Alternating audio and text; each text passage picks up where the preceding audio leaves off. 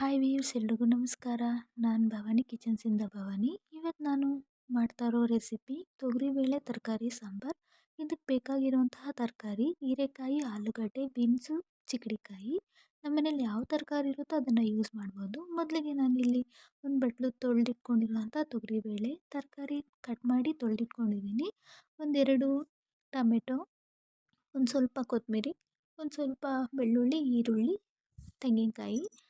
ಮೊದಲು ಗ್ಯಾಸ್ ಹಚ್ಕೊಂಡು ಗ್ಯಾಸ್ ಮೇಲೆ ಕುಕ್ಕರ್ ಇಟ್ಕೊಂಡು ಅದಕ್ಕೆ ನಾವು ಸ್ವಲ್ಪ ಬೇಳೆ ಹಾಕ್ಕೊಂಡು ಬೇಳೆಗೆ ನಾವು ಕಟ್ ಮಾಡಿ ಇಟ್ಕೊಂಡಿರೋಂತಹ ತರಕಾರಿ ಅದಕ್ಕೆ ಟೊಮೆಟೊ ಎಷ್ಟು ಬೇಕೋ ಅಷ್ಟು ನೀರು ಮಿಕ್ಸ್ ಮಾಡಿಕೊಂಡು ಅದು 2 ವಿಷಿಲ್ ಒಂದು ಸ್ವಲ್ಪ ಉಪ್ಪು ಹಾಕ್ಕೊಂಡು 2 ವಿಷಿಲ್ ಕುದಿಸ್ಕೋಬೇಕು.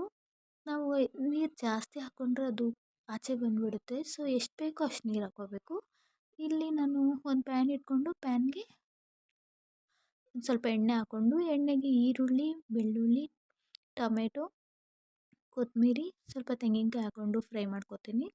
ಫ್ರೈ ಮಾಡ್ಕೊಂಡು ಏನಕ್ಕೆ ಅಂದರೆ ಅದು ಸ್ವಲ್ಪ ಟೇಸ್ಟ್ ಚೆನ್ನಾಗಿ ಕೊಡುತ್ತೆ ಮತ್ತು ಫ್ರೈ ಮಾಡಿದಷ್ಟು ಸಾಂಬಾರು ಟೇಸ್ಟಾಗಿರುತ್ತೆ. ಈ ಹಸಿ ವಾಸನೆ ಬರಲ್ಲ ಸಾಂಬಾರಿಗೆ. ಸೊ ನಾನು ಎಲ್ಲ ಸಾಂಬಾರಿಗೂ ಇದೇ ಥರ ಫ್ರೈ ಮಾಡ್ಕೊತೀನಿ. ಮೊದಲಿಗೆ ನಾನು ಬೇಯಿಸ್ಕೊಂಡಿರೋಂತಹ ತರಕಾರಿನ ಒಂದೆರಡು ಸ್ಪೂನು ತೆಗೆದು ಈ ಫ್ರೈ ಮಾಡಿ ಇಟ್ಕೊಂಡಿರೋಂತಹ ಪ್ಯಾನ್ಗೆ ಹಾಕ್ಕೊತೀನಿ. ಹಾಕ್ಕೊಂಡಾದ್ಮೇಲೆ ಅದನ್ನು ಮಿಕ್ಸಿ ಜಾರ್ಗೆ ಹಾಕ್ಕೊಂಡು ಅದಕ್ಕೆ ಸಾಂಬಾರು ಪುಡಿ 2 ಸ್ಪೂನು, ಖಾರದ ಪುಡಿ 1 ಸ್ಪೂನು, ಅರಿಶಿನ ಸ್ವಲ್ಪ ಇಷ್ಟ ಹಾಕ್ಕೊಂಡು ನಾನು ಇದನ್ನು ರುಬ್ಕೊಂಡಿದ್ದ ನಂತರ ಮೊದಲೇ ಕುದಿಯೋಕೆ ಇಟ್ಕೊಂಡಿರುವಂತಹ ತರಕಾರಿ ಬೇಳೆ ಮಿಶ್ರಣಕ್ಕೆ ಈ ರುಬ್ಬಿಟ್ಕೊಂಡಿರುವಂತಹ ಮಸಾಲೆನ ಆ್ಯಡ್ ಮಾಡಬೇಕು. ಆ್ಯಡ್ ಮಾಡಿ ಎಷ್ಟು ಬೇಕೋ ಅಷ್ಟು ನೀರು ಹಾಕ್ಕೊಂಡು ಅದನ್ನು ನಾವು ತಿರುಗಿಸ್ಕೊಡ್ಬೇಕು.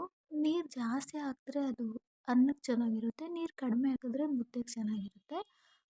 ಈಗ ನಾನು ಇದಕ್ಕೆ ಒಗ್ಗರಣೆ ಮಾಡ್ಕೊತೀನಿ. ಒಗ್ಗರಣೆಗೆ ಸ್ವಲ್ಪ ಎಣ್ಣೆ, ಸಾಸಿವೆ, ಕರಿಬೇವು, ಈರುಳ್ಳಿ, ಒಣಗಿದ ಮೆಣಸಿನ್ಕಾಯಿನ ಹಾಕ್ಕೊಂಡು ಸ್ವಲ್ಪ ಚೆನ್ನಾಗಿ ಫ್ರೈ ಮಾಡ್ಕೊತೀನಿ.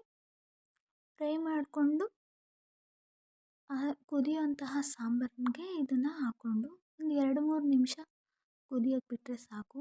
ಅದು ತುಂಬ ಚೆನ್ನಾಗಾಗುತ್ತೆ.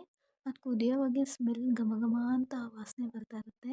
ಅನ್ನಕ್ಕೂ ಚೆನ್ನಾಗಿರುತ್ತೆ, ಮುದ್ದೆಗೂ ಚೆನ್ನಾಗಿರುತ್ತೆ. ಒಂದು ಸರಿ ಟ್ರೈ ಮಾಡಿ ನೀವೂ. ಈ ರೆಸಿಪಿ ಯಾವಾಗಲೂ ನೀವು ಇದೇ ಥರ ಸಾಂಬಾರು ಮಾಡ್ತೀರಾ.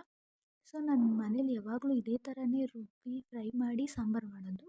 ನೀವು ಒಂದ್ಸತಿ ಟ್ರೈ ಮಾಡಿ ಫ್ರೆಂಡ್ಸ್. ನನ್ನ ಚಾನಲ್ಗೆ ಸಬ್ಸ್ಕ್ರೈಬ್ ಮಾಡಿ, ಲೈಕ್ ಮಾಡಿ, ಸಪೋರ್ಟ್ ಮಾಡಿ ಫ್ರೆಂಡ್ಸ್. Thank you.